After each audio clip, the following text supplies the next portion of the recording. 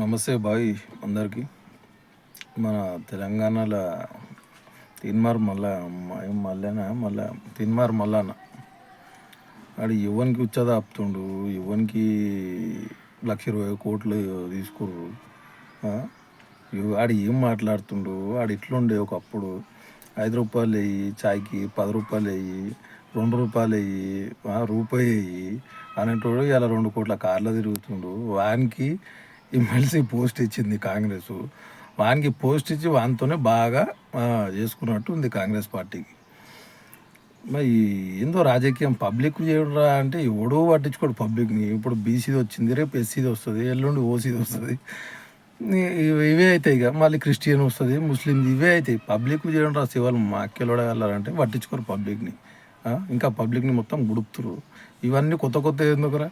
వాడేమో ఉచ్చ తాగుతుర్రు, ఓడ తాగుతుండ్రు. ఏం కథ, ఏం రోజులేరా ఈ తెలంగాణ రాష్ట్రంలో? ఏం అర్థమవుతలేదు. మీకు ఏమైనా అర్థమైతే సరే కామెంట్ చేయండి నాకు.